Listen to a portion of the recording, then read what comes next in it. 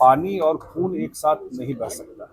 मतलब सिंधु नदी से इंडस से जो समझौता है वो समझौता अभी एबेंस में रहेगा। जो आतंकवादी ग्रुप है और जो सरकार स्पॉन्सर करती है, दोनों को वो अलग नहीं देखे, दोनों एक ही है। बिहार में जातीय गणना नीतीश कुमार जी ने देश में सबसे पहले कराई, उस पर भी प्रश्न चिन्ह लगाते हैं।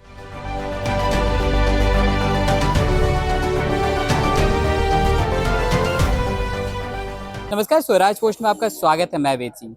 भले ही सिंदूर ऑपरेशन पे अभी फिलहाल के लिए विराम लग गया है, लेकिन अब पक्ष और विपक्ष दोनों अब राजनीतिकरण करना इस पे शुरू हो चुका है। मैं ऐसा इसलिए कह रहा हूँ क्योंकि आज बिहार कांग्रेस की तरफ से एक पोस्ट जारी किया जाता है जिसमें 4 आतंकवादी जो कि पहलगांव आतंकवादी हमले में जो मुख्य अपराधी हैं उनका तस्वीर साझा किया जाता है और उसमें साफ तौर पर लिखा जाता है कांग्रेस की तरफ से कि इन चारों का क्या हुआ, पहलगांव आतंकवादी अभी कहाँ हैं, सिंदूर ऑपरेशन जो है अभी बाकी है, अधूरा है। इसी पे आज जदयू के राष्ट्रीय कार्यकारी अध्यक्ष संजय झा से जब ये सवाल लेकर जब मीडियाकर्मी उनके पास पहुंचते हैं तो उन्होंने बड़ी बात कही है। क्या कुछ क्या है, पहले चलकर आप इस वीडियो को देखिए। जहाँ ट्रेनिंग सेंटर है उसको डिसलॉज करना था, उसको खत्म करना था और उसको जा करके इंडियन आर्मी को हम लोग धन्यवाद देते हैं, नमन करते हैं। कितना आज तक जो काम नहीं हुआ वो काम करके दिखाया। डीप इनसाइड पाकिस्तान के अंदर जा करके सिर्फ पीओके में नहीं, बहावलपुर तक जो पंजाब का एरिया है पाकिस्तान का, वहां तक जाके टेररिस्ट कैंप को खत्म किया। ऐसे टेररिस्ट कैंप को खत्म किया जो 2008 में भी जो अटैक हुआ था मुंबई में, वो भी उस कैंप से ट्रेनिंग होता था और वहां से ऑपरेशन हुआ था। इसके बाद जब उन लोगों ने दोबारा इंडिया पर अटैक किया तो जो उनका एयरबेस है उस एयरबेस को भी खत्म किया। प्रधानमंत्री जी ने कल साफ 2 बात कहा है कि एक कि पानी और खून एक साथ नहीं बह सकता। मतलब सिंधु नदी से इंडस से जो समझौता है वो समझौता अभी एबेंस में रहेगा, उस पर कोई पानी नहीं दिया जाएगा। उन्होंने ये भी कहा कि अगर दोबारा कोई आतंकवादी हमला करने की बात करेगा तो ये वार माना जाएगा। अब पहली बार हम लोग घटना होती थी तो हम लोग यहीं से कुछ बात करते थे, लेकिन पाकिस्तान के अंदर जाकर इसको कहते हैं न्यू नॉर्मल, पूरा बार बदल दिया इसका कि अब जा करके होगा तो हम अंदर जाके मारेंगे। मुझे लगता है कि सेना के लिए, देश के लिए बहुत बड़ा अचीवमेंट है। तेजस्वी कह रहे हैं तेजस्वी विशेष सत्र बुलाने की मांग कर रहे हैं। सत्र है, क्या करना है सत्र में? जो काम है वो सामने में है ना, उसमें क्या करना है? सत्र तो होगा ही जब मॉनसून सेशन होगा। लेकिन जो लोग ये बात कह रहे हैं, सबसे बड़ी बात यह है कि कोई उद्देश्य पाकिस्तान को मिलाना नहीं ना था, कि पाकिस्तान को कब्जा करके मिला लेना। उद्देश्य था कि जो आतंकवादी आकर के घटना किया, वो आतंकवादी जहां से आते हैं उसको खत्म कर दिया। और आज तक ये काम देश से नहीं हुआ था। सर्जिकल स्ट्राइक हुआ मोदी जी के टाइम, लेकिन आतंकवादी, अब बताइए ना, 2008 में जब मुंबई में अटैक हुआ, कितना बड़ा अटैक था, कितने लोग मरे, लेकिन हम लोग कुछ कर नहीं पाए।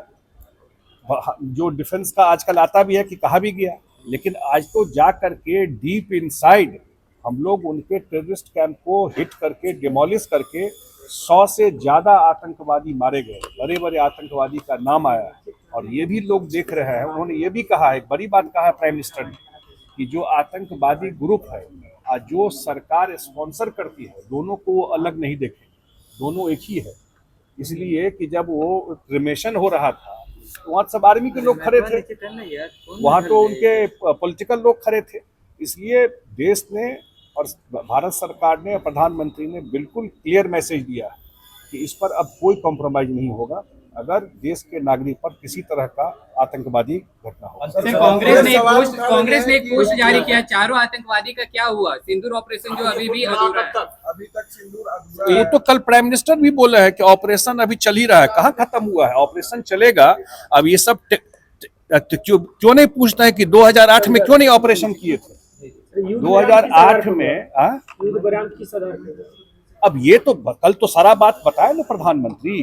युद्ध विराम, युद्ध क्यों हुआ था? युद्ध पाकिस्तान को मिलाने के लिए नहीं हुआ था, युद्ध हुआ था जहां से आतंकवादी घटना है उसको खत्म करने के लिए।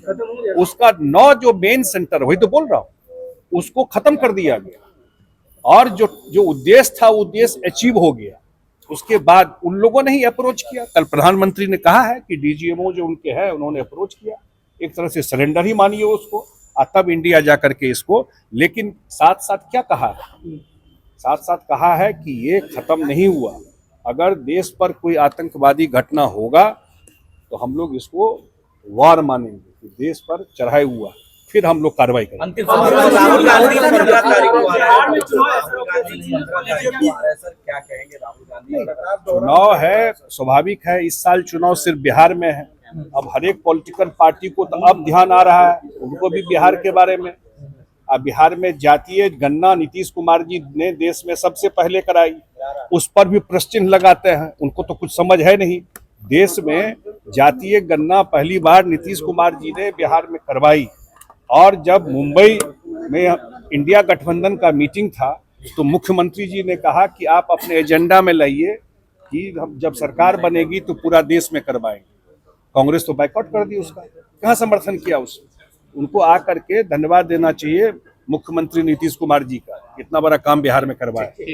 तो आपने साफ तौर पर सुना कि किस तरह से संजय झा ने इस बातों पे बताया कि किस तरह से आतंकवादी का कमर तोड़ने का काम किए हैं प्रधानमंत्री नरेंद्र मोदी, और कहीं ना कहीं अभी फिलहाल के लिए ऑपरेशन सिंदूर पर विराम लगा है। लेकिन कल ही प्रधानमंत्री नरेंद्र मोदी ने साफ साफ कह दिया है कि अगर फिर से अगर कुछ उधर से अगर उल्लंघन होता है सीज फायर का, तो भारत भी तैयार है मुंहतोड़ जवाब देने के लिए। तो चलिए, और भी ऐसे तमाम खबरों का सिलसिला इसी प्रकार बना रहेगा स्वराज पोस्ट पे। अपनी प्रतिक्रिया को हमारे कमेंट बॉक्स में जरूर साझा करें। धन्यवाद।